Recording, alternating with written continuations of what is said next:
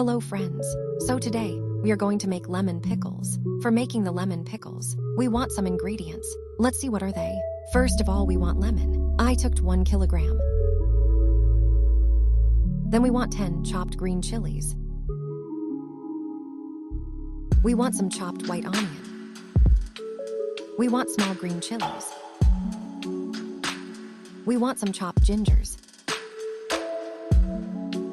We want fenugreek.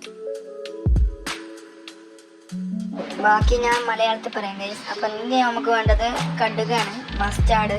പിന്നെ വേണ്ടത് നമുക്ക് കായം പൊടി, അല്ലാതെ അങ്ങനെയാണെങ്കിൽ ഇംഗ്ലീഷിൽ ഹിങ് പൗഡർ എന്ന് പറയും, അത് വേണം. പിന്നെ നമുക്ക് വേണ്ടത് മുളക് പൊടി വേണ്ട ഗൈസ് നമുക്ക്. അപ്പോൾ പിന്നെ മുളക് പൊടി, പിന്നെ വേണ്ടത് മഞ്ഞൾപ്പൊടി. പിന്നെ നമുക്ക് വേണ്ടത് ഉലുവയും കടുകും പൊടിച്ചത്. പിന്നെ നമുക്ക് നമ്മുടെ കാശ്മീരി ചില്ലി പൗഡർ വേണം. ഒന്ന് നമ്മുടെ സാധാ ചില്ലി പൗഡറും പിന്നെ നമുക്ക് കാശ്മീരി ചില്ലി പൗഡറും. ഇത് പിന്നെ നമ്മുടെ വെറും ഉലുവപ്പൊടിയാണ്, ഉലുവ സാധാമാതിരി പൊടിക്കുക. പിന്നെ നമുക്കൊരു ജഗ് വെള്ളം വേണം ഗൈസ്. നമുക്ക് ഇഷ്ടമുള്ള അത്ര എടുക്കാം. ഉലുവ നമുക്ക് വറുത്തിട്ടാണ് പൊടിക്കേണ്ടത്. പിന്നെ വേണ്ടത് നമുക്ക് നല്ലെണ്ണയാണ്. പിന്നെ നമുക്ക് വിനാഗിരി അഥവാ സുർക്ക. പിന്നെ നമുക്ക് നമ്മളെ വെള്ളം തിളപ്പിച്ചാറിയിട്ട് വേണം എടുക്കാൻ. പിന്നെ നമുക്ക് വേണ്ടത് നമ്മൾ കുറച്ച് കറിവേപ്പില. കറിവേപ്പില നല്ലതാണ്, അപ്പോൾ നമുക്ക് ഇഷ്ടമുള്ള അത്ര പോലെ ഇടാം. അപ്പോൾ കുറച്ച് കറിവേപ്പില ഞാൻ എടുത്തിട്ടുണ്ട്. പിന്നെ നമുക്ക് വേണ്ടത് കുറച്ച് ഉപ്പാണ്. ഉപ്പ് നമ്മൾ ആവശ്യത്തിന് മാത്രമേ ഇടാൻ പാടുള്ളൂ. അപ്പോൾ അതാണ് നമ്മുടെ ഐറ്റങ്ങൾ. പിന്നെ നമുക്ക് ഉണ്ടാക്കാൻ നോക്കാം. അപ്പോൾ ആദ്യം തന്നെ നമ്മൾ സ്റ്റൗവ് ഫയർ ചെയ്തിട്ടുണ്ട്. എന്നിട്ട് നമുക്ക് ഒരു വെസൽ വെക്കാം ഗൈസ്. എന്നിട്ട് അതിലോട്ട് ആദ്യം തന്നെ നമുക്ക് ഒരു കുറച്ച് നല്ലെണ്ണ പാകത്തിന് ഒഴിക്കാൻ പാടുള്ളൂ. അപ്പോൾ നമ്മൾ എണ്ണ ഒഴിച്ചിട്ടുണ്ട്. ഇനി നമുക്ക് എണ്ണ ചൂടായി വരുമ്പോൾ നമുക്ക് 1 ടീസ്പൂണ് നമ്മുടെ ഉലുവ നമുക്ക് നമ്മുടെ പാനിലോട്ട് ഇട്ട് കൊടുക്കാം. അപ്പോൾ ഞാൻ ഇട്ട് കൊടുത്തിട്ടുണ്ട്. ഞാനിത് ഇട്ട് കൊടുത്തിട്ടുണ്ട്. ഇനി നമുക്കിത് നല്ലോണം ഒന്ന് അങ്ങോട്ടും ഇങ്ങോട്ടൊന്ന് വഴറ്റി കൊടുക്കാം ഗൈസ്. അപ്പോൾ ഇത് കുറച്ചൊന്ന് വഴറ്റി കൊടുത്തതിന് ശേഷം ഇത് പൊട്ടാൻ തുടങ്ങും. അപ്പോൾ നമുക്ക് അടുത്ത ഇൻഗ്രീഡിയൻ്റ് ഇട്ട് കൊടുക്കാം.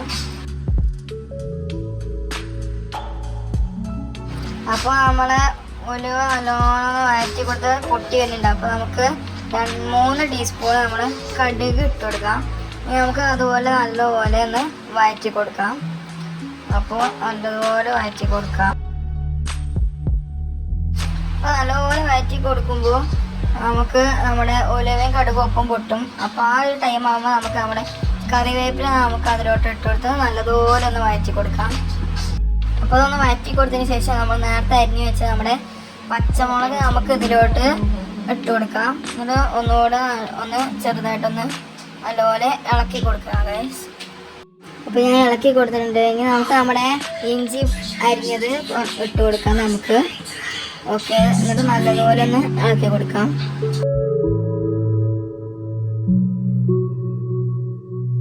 ഇനി നമുക്ക് നമ്മുടെ വെളുത്തുള്ളി ഇട്ട് കൊടുക്കാം.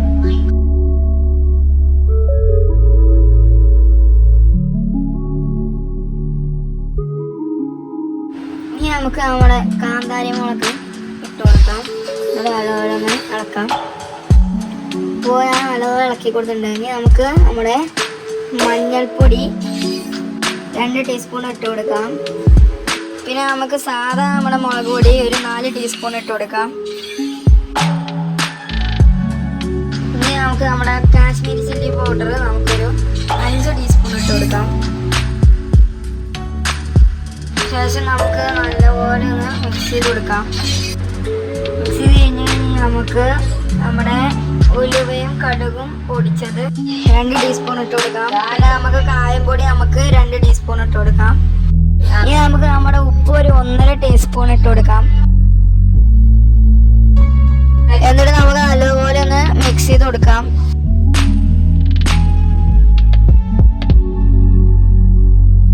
ഇനി നമുക്ക് നമ്മുടെ വിനാഗിരി ഒന്ന് കുറച്ച് ഒഴിച്ച് കൊടുക്കാം.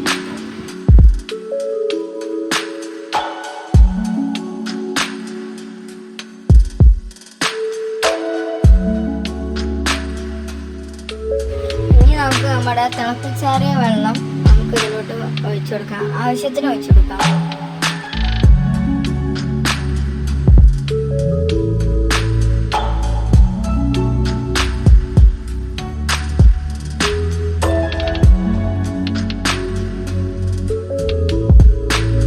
നല്ലതുപോലെ മിക്സ് ചെയ്തെടുത്തതിന് ശേഷം നമ്മുടെ നാരങ്ങ നമ്മൾ എടുത്ത് വെച്ചിരുന്നത് നമുക്ക് നമ്മുടെ അച്ചാറിൻ്റെ മിക്സറിലോട്ട് ഇട്ടിട്ട് നല്ലതുപോലെ ഒന്ന് മിക്സ് ചെയ്ത് സെറ്റാക്കി കൊടുക്കാം.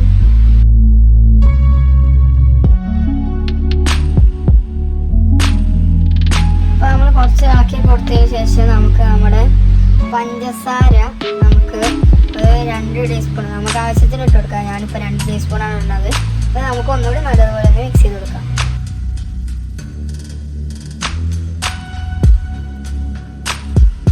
ഇത് നമ്മൾ കുറച്ച് ചൂടാക്കി വെച്ചെടുത്ത് കഴിഞ്ഞാൽ പിന്നെ നമ്മുടെ അച്ചാർ റെഡി ആയിട്ടുണ്ട്. ഇനി അത് നമ്മളൊരു തണുക്കാൻ വെക്കാം, എന്നിട്ട് ഇതിൻ്റെ മുകളിൽ എന്തെങ്കിലും വെച്ചടക്കാം. നല്ലതുപോലെ തണുത്തതിന് ശേഷം നമുക്ക് ഇത് എടുത്തു കഴിഞ്ഞാൽ നമ്മുടെ അടിപൊളി നാരങ്ങാച്ചാർ റെഡി ഉണ്ട്. അപ്പോൾ നമ്മുടെ വീഡിയോ ഇഷ്ടപ്പെട്ടാൽ ലൈക്ക് ചെയ്യുക, ഷെയർ ചെയ്യുക, സബ്സ്ക്രൈബ് ചെയ്യുക. അപ്പോൾ അടുത്ത വീഡിയോയിലായിട്ട് ഞാൻ തീർച്ചയായും വരുന്നതാണ്. ബൈ.